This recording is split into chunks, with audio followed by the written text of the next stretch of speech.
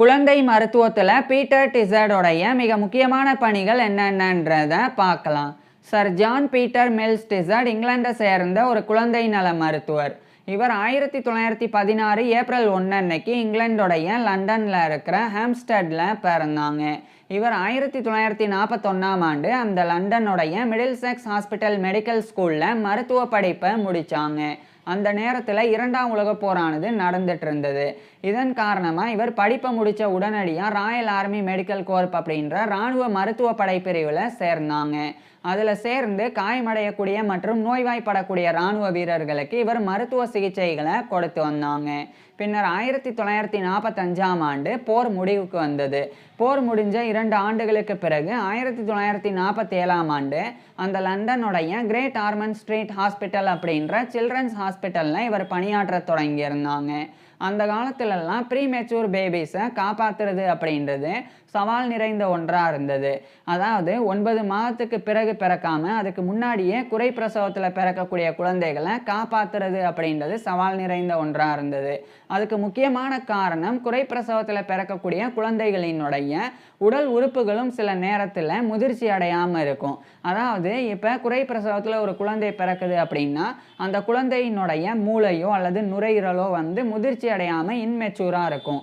அப்படியான நேரத்தில் அந்த உறுப்புகளானது செய்ய வேண்டிய செயல்களை திறன்பட செய்யாது. இப்போ மூளை அந்த அளவுக்கு வளர்ச்சி அடையாமல் இருந்து அது முதிர்ச்சி அடையாமல் இருந்தது அப்படின்னா அப்போ அந்த குழந்தைக்கு பல பாதிப்புகள் ஏற்படும். உதாரணத்துக்கு சரியாக அந்த குழந்தையினால் கை கால்களை ஆட்ட முடியாது. இது மாதிரி பிரச்சனைகள் ஏற்படும். அதுவே நுரையீரல் முதிர்ச்சி அடையாமல் இருந்தால் அந்த நேரத்தில் அந்த குழந்தைகள்னால சரியாக சுவாசிக்க முடியாது. இது மாதிரி பல பிரச்சனைகளானது ப்ரீமெச்சூர் பேபிஸுக்கு ஏற்படும். இதனாலேயே அந்த காலத்துலலாம் இந்த மாதிரி குறை பிரசவத்தில் பிறக்கக்கூடிய குழந்தைகளை காப்பாற்றி எப்படியாவது சாதாரணமான குழந்தைகள் மாதிரி மாற்றணும் அப்படின்றது பெரும் சவால் நிறைந்த ஒன்றாக இருந்தது. அந்த நேரத்தில் பீட்டர் டிசர்ட் ஒரு முக்கியமான விஷயத்தை கவனித்தாங்க. எதனால் ப்ரீமெச்சூர் பேபிஸை காப்பாற்ற முடியாமல் போகுது அதை பார்த்தாங்க. அப்போ தான் அந்த காலத்து மருத்துவர்கள் எல்லாருமே சாதாரணமாக பெரியவங்களுக்கு கொடுக்கக்கூடிய சிகிச்சைகள், அதுக்கப்புறமா ஆரோக்கியமாக இருக்கக்கூடிய குழந்தைகளை எப்படி பார்த்துக்கிறாங்க அந்த கவனிப்பு, அதே சிகிச்சை மற்றும் கவனிப்பை தான் ப்ரீமெச்சூர் பேபிஸுக்கும் கொடுத்து வந்தாங்க. இது சரியான அணுகுமுறை கிடையாது. ஏன்னா இப்போ ஒரு குழந்தை 9 மாதத்துக்கு பிறகு ரொம்ப ஆரோக்கியமாக பிறக்குது. இப்போ அந்த குழந்தைக்கு ஏதாவது ஒரு சின்ன பாதிப்பு, ஒரு தொற்று நோயோ அல்லது வேற ஏதாவது ஒரு காயமோ ஏற்படுது அப்படின்னா அந்த குழந்தைக்கு ஒரு மாதிரி சிகிச்சை கொடுக்கணும். அதுவே குறை பிரசவத்தில் பிறக்கக்கூடிய குழந்தைகளுக்கு அதே மாதிரி சிகிச்சை கொடுக்க முடியாது. ஏன்னா அந்த ப்ரீமெச்சூர் பேபிஸுக்கு அந்த அளவுக்கு அந்த சாதாரணமாக ஆரோக்கியமாக பிறந்த குழந்தைகளுக்கு இருக்கிற மாதிரியான உறுப்புகளினுடைய வளர்ச்சி இருக்காது. அது மட்டும் இல்லாமல் அந்த குழந்தைகளினுடைய எடையும் ரொம்ப குறைவாக இருக்கும். ஸோ அப்படியான சூழ்நிலையில் சாதாரணமான குழந்தைகளுக்கு எப்படி ஏதாவது ஒரு நோய் வந்தால் சிகிச்சை கொடுப்பாங்களோ அதே சிகிச்சையை ப்ரீமெச்சூர் பேபிஸுக்கும் அந்த காலத்தில் கொடுத்தாங்க. அது பொருந்தாமல் இருந்தது. இது இதன் காரணமாக இந்த சிகிச்சை பலனளிக்காமல் நிறைய குழந்தைகள் ப்ரீமெச்சூர் பேபிஸாக பிறந்தாலே இறந்து போனாங்க. ஸோ இந்த ஒரு விஷயத்தை தான் இவர் கவனிக்கிறாங்க. கவனித்த பிறகு முதல்ல இதை பற்றி முழுமையாக தெரிஞ்சுக்கணும் அப்படின்னு இவர் முடிவு செஞ்சாங்க. இதனால் ஃபஸ்ட்டு இவர் 1950 இந்த காலகட்டத்தில் யுனைடெட் ஸ்டேட்ஸோடைய மேசச்சூசட்ஸில் இருக்கிற பாஸ்டனுடைய ஹார்வர்ட் மெடிக்கல் ஸ்கூலுக்கு போய் பீடியாட்ரிக்ஸ் என்ற குழந்தை மருத்துவத்தை மேற்கொண்டு இவர் ஸ்டடி பண்ணாங்க. அதுக்கப்புறம் 1951 இந்த காலகட்டத்தில் இவர் இங்கிலாண்டோடைய ஆக்ஸ்போர்ட் ஷேரில் இருக்கிற ஆக்ஸ்போர்டோடைய நஃபீல்ட் இன்ஸ்டிடியூட் ஃபார் மெடிக்கல் ரிசர்ச்சுக்கு போனாங்க. அங்கே போய் ஜெஃப்ரி ஷார்மன் டாஸ் அப்படின்ற இங்கிலாண்டை சேர்ந்த ஒரு உடலியல் நிபுணர் அவர்கிட்ட குழந்தைகளினுடைய குறிப்பாக ப்ரீமெச்சூராக பிறக்கக்கூடிய குழந்தைகளினுடைய உடல் உறுப்புகள் எப்படி செயல்படும், அது எப்படி இருக்கும் அப்படின்றத பற்றியெல்லாம் கற்றுக்கிட்டு வந்தாங்க. ஏன்னா அந்த ஜெஃப்ரி ஷார்மன் டாஸ் அப்படின்றவர் ஃபீட்டஸ், அதாவது ஃபீட்டஸ் அப்படின்னா கருவில் இருக்கக்கூடிய குழந்தை, அந்த கருவில் இருக்கக்கூடிய குழந்தைகள் ஆரம்பித்து நியூபார்ன் பேபிஸ், அதாவது புதுசாக பிறந்த குழந்தைகள் வரைக்கும் அந்த குழந்தைகளினுடைய உடலுக்குள்ளே இருக்கக்கூடிய உறுப்புகள் எல்லாம் எப்படி செயல்படும் அப்படின்ற அந்த புரிதல் அவருக்கு ரொம்ப நல்லாவே அந்த காலத்திலே இருந்தது. அதனால் அவர்கிட்ட போய் இந்த குழந்தைகளினுடைய உறுப்புகள் எல்லாம் எப்படி செயல்படும் அப்படின்றது தெரிஞ்சுக்கிறதுக்காக பீட்டர் டிசர்ட் வந்து அவர்கிட்ட போய் படித்தாங்க. அப்போ அந்த ஒரு ஜெஃப்ரி சார்மன் அந்த டாஸ் அவர் வந்து இவருக்கு முழுமையாக வந்து எப்படி குழந்தைகளினுடைய உடல் உறுப்புகள் இப்போ கருவில் இருக்கும்போது அந்த உடல் உறுப்புகளினுடைய வளர்ச்சி குழந்தைகளினுடைய உடம்புல எப்படி இருக்கும், அதுவே ப்ரீ மெச்சூராக பிறந்திருந்தால் அப்போ அந்த குழந்தைகளினுடைய உடல் உறுப்புகள் எந்த அளவுக்கு வளர்ந்துருக்கும், அதுவே வந்து முழுமையாக வந்து 9 மாதத்து பிறகு பிறக்கக்கூடிய குழந்தைகள் அந்த குழந்தைகளினுடைய உறுப்புகள் எல்லாம் எப்படி இருக்கும், இது எல்லாத்தையும் இவர் வந்து முழுமையாக ஸ்டடி பண்ணி தெரிஞ்சுக்கிறாங்க. தெரிஞ்சுக்கிட்டதுக்கு அப்புறமா 1954ஆம் ஆண்டு அந்த லண்டனில் இருக்கிற ஹாமர்ஸ்மித் ஹாஸ்பிட்டல் அப்படின்ற ஒரு மருத்துவமனை அங்கே இவர் வந்து பணியாற்ற தொடங்கினாங்க. அப்போ இவர் வந்து நியோனேட்டல் யூனிட் அப்படின்னு சொல்லி தனியாக ஒரு யூனிட்டையே நிறுவினாங்க. அதாவது ஹாமர்ஸ்மித் ஹாஸ்பிட்டலில் குழந்தைகளுக்கு சிகிச்சை கொடுக்கறதுக்கு உண்டான தனி வார்டு இருக்குதான், இருந்தாலும் குழந்தைகள்லையே வந்து இவர் வந்து வகை பிரித்தாங்க. குறிப்பாக வந்து ப்ரீ மெச்சூராக பிறக்கக்கூடிய குழந்தைகள், பிறந்து 28 நாட்களுக்குள்ளே இருக்கக்கூடிய குழந்தைகள், எடை குறைவாக இருக்கக்கூடிய குழந்தைகள், அந்த மாதிரியான குழந்தைகள் எல்லாத்தையுமே வந்து இவர் நியோனேட்டல் கேர் யூனிட்டில் வந்து அனுமதிக்கணும் அப்படின்னு சொல்லி ஒரு புதிய முறையை பீட்டர் டிசர்ட் வந்து கொண்டு வந்தாங்க. இது மிகப்பெரிய ஒரு விஷயமா இருந்தது. அதாவது அந்த காலத்தில் தான் மெதுவாக வந்து சாதாரணமான மனிதர்களுக்கும் இப்போ அடல்ட்ஸுக்கும் அதே மாதிரி சில்ட்ரனுக்கும் கொடுக்கக்கூடிய அந்த சிகிச்சை வந்து ஒரே மாதிரி தான் அந்த காலத்தில் இருந்து வந்தது. அப்புறம்தான் வந்து கொஞ்சம் கொஞ்சமாக வந்து குழந்தைகளுக்கு தனியான சிகிச்சை கொடுக்கணும் அப்படின்னு சொல்லி பீடியாட்ரிக்ஸ் அப்படின்னு ஒரு தனி பிரிவானது உருவாக்கப்பட்டது. இப்போ இவர் வந்து அதையே வந்து இன்னும் அட்வான்ஸ் ஆக்கினாங்க. அதாவது பொதுவாக மெடிசன் அப்படின்னு இருக்கும். அந்த மெடிசனில் வந்து ஜென்ரல் ஃபிசிஷியன்ஸ் வந்து பெரியவங்களுக்கும் சிகிச்சை கொடுப்பாங்க, குழந்தைகளுக்கும் சிகிச்சை கொடுப்பாங்க. இது வந்து அசாதாரணமான விஷயமா இருந்தது. ஏன்னா இப்போ காய்ச்சல் வருது ஒரு வயது முதிர்ந்தவங்களுக்கும் ஒரு குழந்தைக்கும். இந்த நேரத்தில் காய்ச்சல் வந்தால் ஒரே மருந்தை ஒரே அளவில் வந்து அந்த காலத்துலலாம் பெரியவங்களுக்கும் கொடுத்தாங்க, குழந்தைகளுக்கும் கொடுத்தாங்க. இது வந்து சரியா இல்லை அப்படின்னு சொல்லி அதுக்கப்புறம் தான் குழந்தைகளுக்கு வேற மாதிரி சிகிச்சை கொடுக்கணும் அப்படின்னு தனியாக வந்து பீடியாட்ரிக்ஸ் அப்படின்னு சொல்லி ஒரு பிரிவு உருவாக்கப்பட்டிருந்தது. இப்போ இவர் அதுலேயே ஒரு சப் ஸ்பெஷாலிட்டியாக நியோனேட்டல் கேரை வந்து உருவாக்கினாங்க. அதாவது புரிகிற மாதிரி சொல்லணும்னா எல்லா குழந்தைகளையும் வந்து பொதுவாக ஒரு டீனேஜ் வரைக்கும் இருக்கக்கூடிய குழந்தைகள் வரைக்கும் ஒரே மாதிரி பீடியாட்ரிஷியன் வந்து சிகிச்சை கொடுத்து வந்தாங்க. ஆனால் இவர் வந்து அதையே வேறு விதமாக பிரித்தாங்க. இப்போ பிறக்கக்கூடிய குழந்தைகள் குறை பிரசவத்தில் பிறந்தாலோ அல்லது பிறந்து 28 நாட்களே ஆயிருந்தாலோ, அந்த 28 நாட்களுக்குள்ளே இருக்கக்கூடிய குழந்தைகளாக இருந்தாலோ அல்லது எடை குறைவாகவோ அல்லது மற்ற பாதிப்போடு பிறந்திருந்தாலோ அந்த குழந்தைகளெல்லாம் தனியாக வந்து சிகிச்சை கொடுக்கணும். ஆரோக்கியமாக பிறக்கக்கூடிய குழந்தைகளை வேற மாதிரி கவனிச்சுக்கணும் அப்படின்னு சொல்லி இவர் பிரித்தாங்க. ஸோ குறிப்பாக ஒரு உதாரணத்தை சொல்ல போனால் 1 மாதத்துல இருந்து டீனேஜ் வரைக்கும் இருக்கக்கூடிய குழந்தைகளை பீடியாட்ரிக்ஸ் அப்படின்ற தனிப்பிரிவில் போட்டாங்க. அதுவே வந்து 1 மாதத்துக்குள்ளே 28 நாட்களுக்குள்ளேயோ எடை குறைவாகவோ குறை பிரசவத்திலேயோ அல்லது நோய்வாய்ப்பட்டோ பிறக்கக்கூடிய குழந்தைகளை நியோனேட்டல் கேர் அப்படின்னு சொல்லி நியோனேட்டாலஜி அப்படின்னு இன்னொரு பிரிவாக பிரித்து அதில் சிகிச்சை கொடுக்கணும் அப்படின்னு பிரித்தாங்க. ஸோ இதுதான் வந்து ஒரு முக்கியமான விஷயம். ஸோ இதை இவர் பண்ணது மட்டும் இல்லாமல் இவர் பண்ண அந்த நியோனேட்டல் கேர் யூனிட்டில் சில விஷயங்களை இவர் வந்து பண்ணாங்க. ஒன்று, அந்த இடத்துல வந்து இந்த மாதிரியான சிறப்பு கவனம் செலுத்த வேண்டிய குழந்தைகளுக்கு சிகிச்சை கொடுக்கணும் அப்படின்னு சொல்லி ஒரு பிரிவை இவர் வந்து அதிலே வந்து உருவாக்கியிருந்தாங்க. ஸோ இது வந்து மிகப்பெரிய ஒரு விஷயம். ஏன்னா இப்போ சாதாரணமாக வந்து ப்ரீமெச்சூர் பேபிஸுக்கு ஆரோக்கியமாக இருக்கக்கூடிய பேபிஸுக்கு கொடுக்கக்கூடிய சிகிச்சை அது நாள் வரைக்கும் கொடுக்கப்பட்டு வந்தது. ஆனால் அதை இவர் வந்து பிரிக்கிறாங்க, ப்ரீமெச்சூர் பேபிஸுக்கு தனி சிகிச்சை கொடுக்கணும் அப்படின்னு சொல்லி. ஸோ பிரித்த உடனே அந்த ப்ரீமெச்சூராக பிறக்கக்கூடிய குழந்தைகளுக்கு எந்த மாதிரி உறுப்புகள் இருக்கும் அப்படின்னு இவருக்கு தெரியும். அப்போ அந்த உறுப்புகளில் பாதிப்பு ஏற்பட்டால், இப்போ உதாரணத்துக்கு நுரையீரல் வந்து சரியாக முதிர்ச்சி அடையாமல் இருந்து அப்போ மூச்சு சம்மந்தப்பட்ட பிரச்சனை குழந்தைக்கு ஏற்பட்டு சுவாசிக்க குழந்தை வந்து தடுமாறினா அப்போ எந்த மாதிரி சிகிச்சை கொடுக்கணும் அப்படின்னு சொல்லி தனியாக இவர் வந்து சிகிச்சை முறைகளை உருவாக்கினாங்க. ஸோ அப்படி சிகிச்சை கொடுக்கறதுக்காகவே இவர் வந்து நியோனேட்டல் கேர் யூனிட்டை உருவாக்கியிருந்தாங்க. இது ஒரு விஷயம். ரெண்டாவது விஷயம் என்னன்னா, அதை வந்து ரிசர்ச் பண்ணுறதுக்கும் பயன்படுத்தணும். சும்மா வந்து ப்ரீமெச்சூர் பேபிஸுக்கு தனி சிகிச்சை மட்டும் கொடுக்காம இன்னும் என்னெல்லாம் பாதிப்புகள் வந்து குறை பிரசவத்தில் பிறக்கக்கூடிய குழந்தைகளுக்கு ஏற்படும், அதேமாதிரி 28 நாட்களுக்குள்ளே அந்த இருக்கக்கூடிய குழந்தைகளுக்கு என்ன பிரச்சனைலாம் ஏற்படும், அதுக்கப்புறம் எடை குறைவாகவோ நோய்வாய்ப்பட்டோ பிறக்கக்கூடிய குழந்தைகளுக்கு என்ன மாதிரியான பிரச்சனைகள் ஏற்படும், அதெல்லாத்தையும் ஆய்வு செய்யணும் அப்படின்னு சொல்லி ஒரு ஆராய்ச்சி பண்ணுறதுக்குண்டான தனி பிரிவையும் அந்த நியோனேட்டல் கேர் யூனிட்டில் இவர் வந்து பிரிச்சிருந்தாங்க. மூன்றாவதாக இன்ஃப்ராஸ்ட்ரக்சரெல்லாம் இவர் வந்து மேம்படுத்தினாங்க. அதாவது வெறும் ப்ரீமெச்சூர் மெச்சூர் பேபிஸுக்கு சிகிச்சை கொடுக்கறதுன்னா கையால் சிகிச்சை கொடுக்க முடியாது. ஒவ்வொரு குழந்தைக்கும் ஒவ்வொரு பாதிப்பு இருக்கும். உதாரணத்துக்கு ப்ரீமெச்சூராக பிறக்கக்கூடிய குழந்தைகள் சில பேருக்கு வந்து உடம்பு ஜில்லுன்னு இருக்கும். ஸோ ஜில்லுன்னு ஆக விடக்கூடாது. அதுக்காக இன்குபேட்டர் மாதிரியான விஷயங்கள் எல்லாம் தேவை. அப்போ அதில் வச்சு குழந்தைகளை பார்த்துக்கணும். அப்போ இன்குபேட்டர் தேவை. ஸோ இந்த மாதிரி என்ன உபகரணங்கள் எல்லாம் அந்த ப்ரீமெச்சூர் பேபிஸுக்கு ட்ரீட்மெண்ட் கொடுக்கறதுக்கு தேவைப்படும். அந்த இன்ஃப்ராஸ்ட்ரக்சரை இவர் வந்து மேம்படுத்தினாங்க. கூடுதலாக இவர் வந்து அங்கே டீச்சிங்கையும் வந்து பண்ணாங்க. அதாவது பொதுவாக பீடியாட்ரிக்ஸ் அப்படின்னு மருத்துவ மாணவர்கள் படிக்காமல் பீடியாட்ரிக்ஸ்லேயே இருக்கக்கூடிய நியோனேட்டாலஜி அப்படின்ற தனிப்பிரிவையும் படிக்கணும் அப்படின்னு சொல்லி நியோனேட்டாலஜியை அந்த நியோனேட்டல் கேர் யூனிட்டில் இவர் வந்து கற்பிக்கணும் அப்படின்னு டீச்சிங்க்கு உண்டான ஒரு பிரிவாகவும் அதை உருவாக்கினாங்க. ஸோ இப்படி இவ்வளோ விஷயங்களை இந்த நியோனேட்டல் கேர் யூனிட்டில் பீட்டர் டிசர்ட் வந்து பண்ணாங்க. அப்போ தான் வந்து அந்த இடத்துல பல விஷயங்கள் வந்து பல முன்னேற்றங்கள் வந்து நடந்தது ரிசர்ச் மூலமாக. முதல் விஷயம் என்னென்னா இந்த எலக்ட்ரோ என்செஃபலோகிராஃபிக் இஇஜி அப்படின்னு சொல்லி ஒன்று இருக்குது. இது என்ன அப்படின்றத சொல்கிறேன். மூளையில் எலக்ட்ரிக்கல் வேவ்ஸ் ஆனது போயிட்டே இருக்கும். அது சிக்னல் மாதிரி இந்த இஇஜி அப்படின்ற இந்த ஒரு கருவியை வச்சு எடுக்க முடியும். இப்போ ஒரே மாதிரி இந்த இஇஜி அப்படின்றதுல வந்து இப்படி மேலே கீழே கோடு போயிட்டு வந்துகிட்டே இருக்கும்.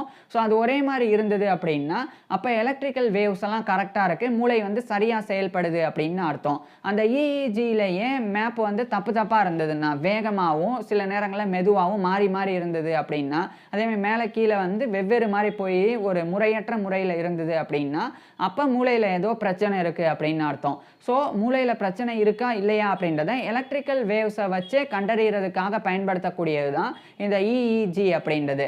இந்த இஇஜியை இவர் வந்து ப்ரீமெச்சூர் பேபிஸுக்கு பயன்படுத்தினாங்க. எப்படின்னா இப்போ குறைப்பிரசவத்தில் பிறக்கக்கூடிய அந்த ப்ரீமெச்சூர் பேபிஸ் எல்லா பேருக்குமே மூளை பாதிப்புலாம் இருக்காது. சில குழந்தைகளுக்கு நுரையீரல் பாதிப்பு இருக்கும், சில குழந்தைகளுக்கு நுரையீரல் நல்லா இருக்கும் ஆனால் மூளை பெருசாக வளர்ந்துருக்காது. இந்த மாதிரி பல பாதிப்புகள் வந்து இருக்கும். இப்போ ப்ரீமெச்சூராக பிறக்கக்கூடிய 2 குழந்தைகளை எடுத்துக்குவோம், XY அப்படின்னு. ஒரு குழந்தை வந்து ஒரு 7.5 மாதத்தில் பிறக்குது, இன்னொரு குழந்தையும் அதே மாதிரி 7.5 மாதத்தில் தான் பிறக்குது. இப்போ X அப்படின்ற குழந்தை வந்து குறைப்பிரசவத்தில் பிறந்திருந்தாலும் அந்த குழந்தையினுடைய மூளை வந்து முழுசாக வந்து முதிர்ச்சி அடையாமல் இருந்தால் கூட மூளையில் எந்த பாதிப்பும் இல்லை அப்படின்னு வச்சுக்குவோம். கொஞ்சம் கொஞ்சமாக மூளை வந்து அந்த குழந்தை வளர்ந்து வந்துடும் அப்படின்னு வச்சுக்குவோம். நுரையீரல்லையும் பாதிப்பு இல்லை. இப்போ Y அப்படின்ற குழந்தைக்கு வந்து மூளையில் மட்டும் ஒரு சின்ன பாதிப்பு இருக்குது அப்படின்னு வச்சுக்குவோம். இப்போ இந்த 2 குழந்தைகளுக்கும் ஒரே மாதிரி சிகிச்சை கொடுக்க முடியாது. ஏன்னா X அப்படின்ற குழந்தைக்கு வந்து எந்த பாதிப்பும் இல்லை, சும்மா குறைப்பிரசவத்தில் பிறந்துருச்சு. இப்போ அந்த குழந்தைக்கு தேவையான இன்குபேட்டர் இது மாதிரியான வசதிகளை மட்டும் செஞ்சு கொடுத்தாலே போதும். அந்த குழந்தையினுடைய உடல் வெப்பநிலையை சீராக்கி கொஞ்சம் கொஞ்சமாக அதில் வச்சு அந்த குழந்தையை வந்து காப்பாற்றிடலாம். ஒரு 9 மாதம்லாம் ஆகும்போது அந்த குழந்தையுடைய மூளை வந்து ஓரளவுக்கு நல்லாவே வளர்ந்துடும், நுரையீரல் எல்லாமே வந்து நல்லா வளர்ந்துடும். ஸோ சாதாரணமாக அந்த குழந்தைகளுக்கு அடுத்து பால் கொடுக்கறது மாதிரி பண்ண முடியும். இதுவே வந்து Y அப்படின்ற குழந்தைக்கு மூளையும் முதிர்ச்சி அடையல, அதே சமயம் மூளையிலையும் ஒரு சின்ன பாதிப்பு இருக்குது. அப்போ இந்த மூளையில் ஏற்படக்கூடிய பாதிப்பை சரி பண்ணி அந்த குழந்தைய வந்து பார்த்துக்கணும். ஸோ இன்னும் சிவியராக அந்த Y அப்படின்ற குழந்தைய X அப்படின்ற குழந்தைய பார்த்துக்கிறத விட கூடுதல் கவனம் செலுத்தி பார்த்துக்கணும். ஸோ இது மாதிரி இப்போ பிரித்து தெரிஞ்சுக்கணும். இப்போ X அப்படின்ற குழந்தை Y அப்படின்ற குழந்தை 2 குழந்தைகளுக்கும் மூளை வந்து முதிர்ச்சி அடையாமல் இன்மெச்சூராக தான் இருக்கும். ஆனால் X அப்படின்ற குழந்தையினுடைய மூளையில் வேற எந்த பாதிப்பும் இல்லை, ஆனால் Y அப்படின்ற குழந்தையினுடைய மூளையில் பாதிப்பு இருக்குது. இதை எப்படி பிரித்து அறிகிறது? அதுக்கு தான் இஇஜியை பயன்படுத்தணும் அப்படின்னு சொல்லி இவர் ஒரு முறையை கொண்டு வந்தாங்க. அந்த முறையை இவர் ஃபென்டாஸ்டிக்காக பயன்படுத்தினாங்க. எப்படின்னா ஆரோக்கியமான மூளையோட பிறந்த ப்ரீமெச்சூர் பேபிஸ் வந்து இவர் எடுத்துக்கிறாங்க. ஒரு 20 குழந்தைகளை எடுத்துக்கிறாங்க அப்படின்னு வச்சுக்குவோம். அந்த 20 குழந்தைகளினுடைய மூளையும் வந்து இப்போ முதிர்ச்சி அடையாமல் தான் இருக்கும். ஏன்னா 7.5 மாதம் 8 மாதத்திலேயே பிறந்திருக்கு அந்த குழந்தைகள் எல்லாம். அப்போ முதிர்ச்சி அடையாமல் இருக்குது. இப்போ முதிர்ச்சி அடையாமல் இருக்கக்கூடிய குழந்தைகள் ஆனால் மூளை வந்து முதிர்ச்சி அடையலைன்னாலும் ஆரோக்கியமாக தான் இருக்குது. அப்போ முதிர்ச்சி அடையலைன்னாலும் ஆரோக்கியமாக இருக்கக்கூடிய மூளையானது எப்படியான சிக்னல்ஸை கொடுக்கும் அப்படின்னு சொல்லி இஇஜியை வச்சு இவங்க வந்து நோட் பண்ணி வச்சுக்கிறாங்க. இப்போ இன்னொரு சில குழந்தைகள் எடுத்துப்போம். அந்த குழந்தைகளினுடைய மூளை வந்து முதிர்ச்சியும் அடையலை, அதே சமயம் ஒரு சின்ன பாதிப்பும் இருக்குது அப்படின்னு வச்சுக்குவோம். அப்போ பாதிப்பு இருக்குது அப்படின்னா இந்த ஆரோக்கியமாக, அதாவது குறை பிரசவத்தில் பிறந்து முதிர்ச்சி அடையாத மூளை இருந்தாலும் ஆனால் அந்த மூளையில் எந்த பாதிப்பும் இல்லாமல் ஆரோக்கியமாக இருந்தது அந்த மூளை. அப்போ அந்த மூளை எந்த மாதிரியான சிக்னல்ஸ் அனுப்பியிருக்கு அப்படின்னு இவங்க ஏற்கனவே நோட் பண்ணிட்டாங்க. இப்போ அதை வச்சு இப்போ ஒரு குழந்தைய வந்து செக் பண்ணி பார்க்கும்போது எக்ஸ் அப்படின்ற குழந்தைய இப்போ வந்து செக் பண்ணுறாங்க. அப்போ வந்து அந்த குழந்தையினுடைய மூளை வந்து நல்லா தான் இருக்குது, முதிர்ச்சி மட்டும்தான் அடையலை. அப்போ அது எந்த அளவுக்கு சிக்னல் கொடுக்கணுமோ அதை இஇஜியில் கொடுக்கும். அதை வந்து இவங்க வந்து முன்கூட்டியே 20 குழந்தைகளை வச்சு கம்பேர் பண்ணி பார்த்ததோட ஒப்பிட்டு பார்க்கும்போது எந்த பாதிப்பும் இல்லை அப்படின்னு உறுதி செஞ்சிருவாங்க. இப்போ ஒய் அப்படின்ற குழந்தைக்கு வந்து அதே இஇஜி எடுப்பாங்க. இப்போ எடுக்கும்போது நான் ஏற்கனவே சொல்லியிருக்கேன், ஒய் அப்படின்ற குழந்தைக்கு மூளை முதிர்ச்சியும் அடையலை, அதே சமயம் சின்ன பாதிப்பும் இருக்குது அப்படின்னு. அப்போ ஒய் அப்படின்ற அந்த குழந்தையினுடைய மூளை கொடுக்கக்கூடிய சிக்னல் வந்து மற்ற குழந்தைகளினுடைய சிக்னல்ல இருந்து மாறுபடும். அதை வச்சு அப்போ இந்த ஒய் அப்படின்ற குழந்தையினுடைய மூளையில் ஏதோ பாதிப்பு இருக்குது அப்படின்னு உறுதிப்படுத்த முடியும். அதுக்கப்புறம் அதுக்கேற்ற சிகிச்சை கொடுக்க முடியும். ஸோ அந்த அளவுக்கு ஒரு முக்கியமான ஒரு விஷயமா இந்த இஇஜி கேரக்டர்ஸை இவர் வந்து பயன்படுத்தினாங்க. இதுவும் வந்து மிகப்பெரிய ஒரு விஷயமா இருந்தது. இதை இவர் மட்டும் பண்ணாமல் இவருடைய டீம் வந்து சேர்ந்து இதை வந்து பண்ணியிருந்தாங்க. அதுக்கப்புறமா இவரும் இவருடைய டீமும் இணைஞ்சு இன்னொரு பெரிய விஷயத்த பண்ணாங்க. அது என்னன்னா இன்ட்ராவென்ட்ரிகுலர் ஹெமரேஜ் அப்படின்னு ஒன்று இருக்குது, ஐவிஹெச் அப்படின்னு சாட்டம் அழைக்கப்படும். இது வந்து பிறக்கக்கூடிய குழந்தைகளினுடைய மூளையில் இரத்த கசிவு வந்து ஏற்படும். குறிப்பாக குறை பிரசவத்தில் பிறக்கக்கூடிய குழந்தைகளினுடைய மூளையில் இந்த இரத்த கசிவு ஏற்படும். ஏன் அப்படின்றத சொல்கிறேன். எப்படி உடல் உறுப்புகள் மூளை, நுரையீரல் இதெல்லாம் வந்து முதிர்ச்சி அடைஞ்சிருக்காதோ அதே மாதிரி இரத்த நாளங்களுமே கூட முதிர்ச்சி அடைஞ்சிருக்காது. இதை புரிய வைக்கிறதுக்காக சொல்கிறேன். இப்போ ஒரு கோழி ஒரு முட்டை போடுது அப்படின்னு வச்சுக்குவோம். அந்த கோழி முட்டை வந்து அந்த முட்டையில் வந்து குஞ்சு பொரிக்கிறதுக்கு ஒரு 21 நாள் ஆகுது அப்படின்னு வச்சுக்குவோம். சும்மா உதாரணத்துக்கு சொல்கிறேன். இப்போ ஒரு 15 நாள் வரைக்கும் அந்த முட்டையை வந்து ஓரளவுக்கு வந்து அப்படியே நம்ம நார்மலாக விட்டுட்டு 15 நாட்களுக்கு பிறகு நம்ம உடைச்சா அதில் வந்து கோழி குஞ்சினுடைய உருவம் இருக்கும். ஆனால் முழுசாக அந்த கோழி குஞ்சு வந்து முதிர்ச்சி அடைஞ்சிருக்காது. ரெக்கை, அதனுடைய அழகு, அதனுடைய கண் அதெல்லாம் வந்து பெருசாக வந்து முதிர்ச்சி அடைஞ்சிருக்காது. ஸோ நம்ம உடச்சி எடுத்தோடனே அதில் இருக்கக்கூடிய குஞ்சு வந்து இறந்து போயிடும். அது முழுசாக வந்து 21 நாள்னா 21 நாள் ஆகணும். நான் இதை வந்து கரெக்டாக சொல்லாமல் சும்மா உதாரணத்துக்கு சொல்கிறேன். ஸோ இது மாதிரி தான். அப்போ 7.5 மாதத்துலேயே பிறக்குது ஒரு குழந்தை அப்படின்னா அந்த குழந்தையினுடைய உடம்புக்குள்ளே இருக்கக்கூடிய எல்லா உறுப்புகளுமே ஃபுல்லாக மெச்சூர்லாம் ஆகிருக்காது. அது மாதிரி தான் ரத்த நாளங்களும் மெச்சூர் ஆகிருக்காது. அப்போ இந்த மூளையில் இருக்கக்கூடிய வென்ட்ரிகுலர் அதில் இருக்கக்கூடிய பகுதிகளில் இருக்கக்கூடிய ரத்த நாளங்கள் எல்லாம் ரொம்ப வீக்காக இருக்கும். இப்போ சில நேரங்களில் குறை பிரசவத்தில் பிறந்த குழந்தைகளினுடைய ரத்த அழுத்தம் வந்து திடீர்னு அதிகரிச்சிடும், பிபி ஹையாயிரும். அப்படி பிபி ஹையானா ரொம்ப மெல்லிஸாக இருக்கக்கூடிய ரத்த நாளங்கள் வேகமாக வந்து உடஞ்சிரும் அல்லது அது வந்து வேகமாக வந்து பிரேக் ஆயிரும். ஸோ அப்படி ஆன உடனே ரத்த கசிவு வந்து மூளையில் ஏற்பட ஆரம்பிக்கும். அப்படி ஏற்பட்டுருச்சு அப்படின்னா ஒன்று குழந்தை இறந்து போயிடும். அப்படியே குழந்தை காப்பாற்றப்பட்டால் கூட அந்த குழந்தையினுடைய கை கால் வந்து விளங்காமல் போயிடும் அல்லது வேறு ஏதாவது ஊனத்தோடு பிறக்கும். குறிப்பாக அறிவுத்திறன் குறைபாடு இது மாதிரி ஏதாவது ஒரு பிரச்சனையோடு அந்த குழந்தை வந்து வளர ஆரம்பிக்கும். ஸோ இப்போ முன்கூட்டியே இந்த ஐவிஹெச் அப்படின்றது ஏற்பட்டிருக்கா இல்லையா அப்படின்றத கண்டறியணும் அல்லது ஏற்பட வாய்ப்பு இருக்கா அப்படின்றத கண்டறியணும். அதுக்காக தான் இவரும் இவருடைய டீமும் இணைஞ்சு எபிடெமியாலஜி ஆஃப் இன்ட்ராவென்ட்ரிகுலர் ஹெமரேஜ் அதை வந்து பண்ணாங்க. அப்படின்னா என்னன்னா இப்போ நார்மலாக இப்போ குறை பிரசவத்தில் ஒரு 100 குழந்தைகள் பிறந்திருக்காங்க அப்படின்னு வச்சுக்குவோம். அதில் ஒரு 20 குழந்தைகள் வந்து இந்த ஐவிஹெச்னால் பாதிக்கப்பட்டு உயிரிழந்திருக்கிறாங்க அல்லது உடல் ஊனம் அடைஞ்சிருக்காங்க அப்படின்னு வச்சுக்குவோம். 80 குழந்தைகள் எந்த விதமான பாதிப்புனாலையும் பாதிக்கப்படலை. இப்போ 100 குழந்தைகளுமே குறை பிரசவத்தில் தான் பிறந்திருக்கு. அதில் 80 குழந்தைகள் எந்த பாதிப்பும் இல்லாமல் இருக்கிறாங்க, 20 குழந்தைகளுக்கு மட்டும் பாதிப்பு ஏற்பட்டிருக்கு. அப்போ இவர் என்ன பண்ணாங்கன்னா அப்போ இந்த 80 குழந்தைகளுக்கு எந்த மாதிரியான சிகிச்சை வழங்கப்பட்டது, அவங்க எத்தனை நாளில் பிறந்திருந்தாங்க, அவங்களுக்கு எப்படி வந்து மருத்துவர்கள் கேர் பண்ணிக்கிட்டாங்க, என்ன மாதிரியான மருந்துகள் கொடுத்தாங்க அப்படின்னு முழுமையாக ஸ்டடி பண்ணுறது. அதுவே வந்து பாதிக்கப்பட்ட 20 குழந்தைகள், ஐவிஹெச்னால பாதிக்கப்பட்ட 20 குழந்தைகள், அந்த 20 குழந்தைகளுக்கு எந்த மாதிரியான பாதிப்பு இருந்தது, எந்த மாதிரியான சிகிச்சை கொடுத்துருந்தாங்க, எப்படி கவனிச்சுக்கிட்டாங்க, எவ்வளோ நாளில் பிறந்திருந்தாங்க, என்ன வெப்பநிலையில் அந்த குழந்தைய பாதுகாத்துக்கிட்டு இருந்தாங்க. ஸோ இதுமாதிரி அத்தனையுமே சேகரிப்பாங்க. இப்போ இந்த 2 டேட்டாவையும் வந்து கம்பைன் பண்ணி பார்க்கும்போது இந்த புள்ளி விவரங்களை வச்சு நம்ம வந்து ஈஸியாக புரிஞ்சுக்க முடியும். இந்த 80 குழந்தைகளுக்கு இந்த மாதிரியான சிகிச்சை வழங்கப்பட்டிருக்கு, அதனால் அந்த குழந்தைகளுக்கு பிபி வந்து ஹை ஆகலை, அதனால் ஐவிஹெச் வந்து ஏற்படலை. இதுவே இந்த 20 குழந்தைகளுக்கு இந்த மாதிரி தவறான முறையில் பராமரிப்பு வந்து செய்யப்பட்டிருக்கு. அதனால் பிபி வந்து ஹையாக இருக்குது. அந்த நேரத்தில் ஐவிஹெச் ஏற்பட்டிருக்கு. ஸோ இந்த ஒரு விஷயத்தை கண்டறிய முடியும். இதை கண்டறிகிறனால என்ன பலன் அப்படின்னா, அந்த 80 குழந்தைகளை எப்படி பராமரித்தாங்களோ அந்த முறை சரியானது. அப்போ அந்த முறையிலேயே எல்லா குழந்தைகளையும் இனிமே குறை பிரசவத்தில் பிறக்கக்கூடிய அனைத்து குழந்தைகளையுமே பார்த்துக்கணும் அப்படின்னு சொல்லி அந்த பாதுகாப்பு நடவடிக்கை எடுக்கிறது. இப்படி பண்ணுறதன் மூலமாக ஐவிஹெச்ல இருந்து குழந்தைகள் வந்து காப்பாற்றப்படுவாங்க. ஐவிஹெச் அப்படின்ற பாதிப்பு ஏற்படாது. ஸோ இதுக்கு இது வந்து வழிவகை செஞ்சது. அதை இவர் வந்து இவருடைய டீமோட இணைஞ்சு பண்ணாங்க. இப்படி பல்வேறு விஷயங்களை இவர் வந்து செஞ்சிருந்தாங்க. பின்னர் 1959ஆம் ஆண்டு நியோனேட்டல் சொசைட்டி அப்படின்னு சொல்லி ஒரு சொசைட்டியை வந்து இவர் வந்து சில நபர்கள் கூட இணைஞ்சு நிறுவினாங்க. இது மிகப்பெரிய ஒரு விஷயமா இருந்தது. அதை வந்து 1959 பண்ணியிருந்தாங்க. நான் தப்பாக வந்து சொல்லியிருக்கேன்னு நினைக்கிறேன். 1959 தான் சரி. நான் 1800 சொல்லியிருக்கேன்னு நினைக்கிறேன். ஸோ அதுக்கப்புறம் வந்து 1972ஆம் ஆண்டு இங்கிலாந்துடைய ஆக்ஸ்போர்ட்ஷையரில் இருக்கிற ஆக்ஸ்போர்டோடைய யூனிவர்சிட்டி ஆஃப் ஆக்ஸ்போர்ட், அங்கே இவர் ஒரு ஃபர்ஸ்ட் ப்ரொஃபஸர் ஆஃப் பீடியாட்ரிக்ஸ், அதாவது குழந்தை மருத்துவ பேராசிரியராக முதல் முறையாக இவர் தான் அங்கே நியமிக்கப்பட்டாங்க. அதனால் வரைக்கும் யூனிவர்சிட்டி ஆஃப் ஆக்ஸ்போர்டில் குழந்தை மருத்துவத்திற்குண்டான பேராசிரியர் பதவி இல்லாமல் இருந்தது. ஸோ அந்த பதவி உருவாக்கப்பட்ட உடனே முதல் பேராசிரியராக இவர் தான் நியமிக்கப்பட்டாங்க. மேலும் ரீஜியஸ் ப்ரொஃபஸர் ஆஃப் பிசிக்ஸ் அப்படின்ற டைட்டில், இது வந்து அரச குடும்பத்தில் ராயல் ஃபேமிலினால் வழங்கப்படக்கூடியது.